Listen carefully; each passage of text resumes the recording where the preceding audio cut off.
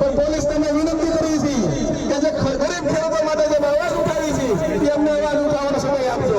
તમે પણ કર્મચારી છો, તમે પણ ખેડૂતના દીકરા છો, અને તમારે ઘરે પણ ડુંગળીનો ખેતી અને ખેડૂતનો પકવેલો અનાજ જે ગરીબ ખેડૂત જે બેભામાંથી દાન કરે છે એ દાન તમે ખાઈને મોટા થાવ છો.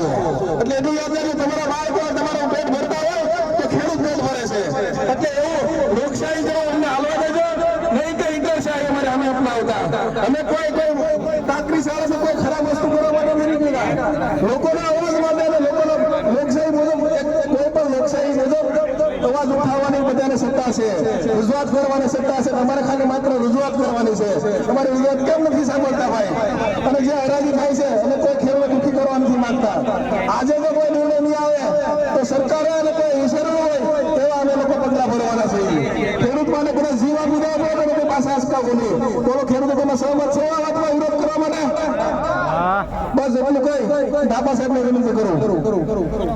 આ 30,000 રૂપિયા તો ખાલી મજૂરી થાય. 30,000 રૂપિયા. ભારત માતા કી જય!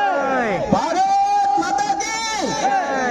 હજી અવાજ નથી આવતો એટલે એવું લાગે છે કે હજુ ખેડૂતને આ ભાવે ડુંગળી પોણ થતી હોય એવું લાગે છે મને. હજુ તમારો અવાજ થોડોક બુલંદ બનશે બરોબર, તો અમને એની અંદર થોડોક વધારે ઉધમ થશે તો એ રીતનો આપણે વિરોધ કરી શકશું. ભારત માતા કી જય! ભારત માતા કી જય! જય જવાન! જય કિસાન! હવે તમને એક વસ્તુ, હું પોતે કિસાન છું, વ્યવસાય ડોક્ટર છું. મારું દવાખાનું બંધ કરી વિજયભાઈનો મને ફોન આવ્યો, ભરતજીનો મને ફોન આવ્યો કે સાહેબ તમે આવો. એટલે હું મારું દવાખાનું પડતું મૂકીને અહીંયા આવ્યો.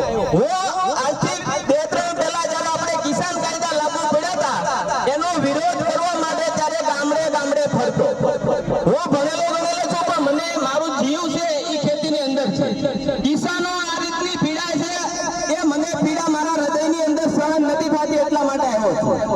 મારે ખેતી કરવી નથી પણ ખેતી જે લોકો કરે છે એના પ્રત્યે મને ફૂલ હમદર્દી છે.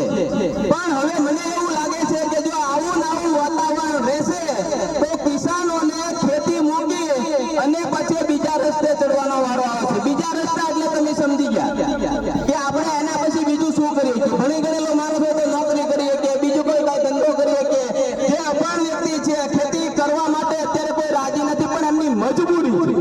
મારે તમને અત્યારે એક જ વસ્તુ કહેવી છે કે તમારે ખેતીના જે ઉપજ છે એના ડુંગળીના ભાવ મેળવવા છે 1000 રૂપિયા મેળવવા છે. તો સાંભળી લો મારી વસ્તુ કે આપણો જયારે દેશ આઝાદ નહોતો ને ત્યારે આપણે જયારે અંગ્રેજોના ગુલામ હતા ને ત્યારે કોઈ એવું વિચારતું હતું કે આપણે ભારત દેશ આઝાદ થઈએ કે ત્યારે માત્ર જે મહાત્મા ગાંધીજીએ અહિંસક આંદોલન ચલાવ્યું હતું એને પોતે એવું વિચાર્યું હતું કે હું આનો વિરોધ કરીશ તો મારું કઈ નહીં હાલવા દેજો. એવું વિચાર્યું હોત તો આજે ભારત દેશ આઝાદ ન હોત. આજે જો તમે બધા એવું વિચારશો કે અમે વિરોધ કરશું તો અમારું કઈ ઉપજશે નહીં બરોબર, તો તમારા ખેતીના ભાવ ઉપજના ભાવ મળશે નહીં, ડુંગળીની નિકાસ બંધ થશે નહીં. કોઈ પણ વસ્તુનો અન્યાય થતો હોય ત્યારે જો અન્યાય તમે અવાજ ન ઉઠાવી શકો તો એનો પરિણામ ભોગવવા માટે જવાબદાર તમે જશો, બીજો કોઈ નહીં. એ લોકોને તમારા ડુંગળીના ભાવમાં કોઈ રસ નથી. હમણાં અમે 2 દિવસ પહેલા ગંજામભાઈની ઓફિસમાં ગયા હતા ત્યારે એને મોઢે કીધું હતું 2-3 ખેડૂતોને હજી 5-10 વર્ષ પહેલાની ડુંગળીની જે ઓલી સબસિડી આપતા હતા એ હજુ નથી આવી. ત્યારે એ લોકોએ રજૂઆત કરી ત્યારે એમ કીધું કે થોડાક ખેડૂત રહી ગયા છે, હવે અમારી મજબૂરી છે, અમે એમાં કાંઈ નહીં કરી શકીએ. જો આવો પક્ષનો માણસ છે તમે એને ક્યાં ચડાવીને પહોંચાડ્યો છે બરોબર, એ એસી ઓફિસની અંદર શાંતિથી બેઠા બેઠા અત્યારે સાંભળતા છે.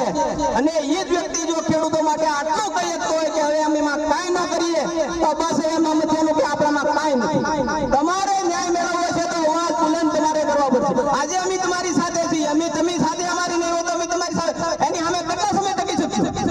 તમારે જો સાથ સહકાર તમારો પૂરેપૂરો સંપૂર્ણ હશે તો અમે તમારા માટે મરવા પણ તૈયાર છીએ. એક વાત સમજી લેજો, અમે ઘર બધું બહાર મૂકીને જ આવેલા છીએ.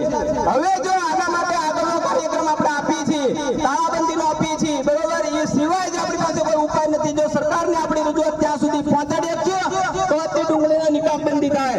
મારી એક નમ્ર વિનંતી છે બધાને કે આ પ્રોગ્રામની અંદર બધાય એક કાયલા વેળા કાઢીને સમજી લો, કાયલા વેળા કાઢીને એકવાર મરદ થઈ જાઓ કે આપણે જેલમાં પૂરો તો જેલમાં પૂરો, પાટા મારો હોય તો પાટા મારો, પણ અમે અમારો અધિકાર લઈને જ રહીશું. જો આવી જાગૃતિ તમારામાં આવશે તો જ આપણે આમાં સફળ થઈ શકશું. નહીંતર અત્યારની સરકાર સાંભળવા તૈયાર નથી. ગાંધીનગર સુધી વાત પહોંચી છે, અમે પહોંચાડી છે, પણ હજુ એનો કોઈ નિર્ણય નથી. હવે તાત્કાલિક નિર્ણય લેવો હોય તો આપણી પાસે એક જ ઉપાય છે, અને એ છે તાળાબંધી. તો હવે અહીંથી જે પ્રોગ્રામ આગળ હોય તમને ચીંધે એ પ્રમાણે તમે અમારી સાથે આવો. અમે તમને એમ કહેતા કે તમે આગળ આવો, આગળ આવવાવાળા અમે છીએ. બરોબર? તો હવે બધાના સાથ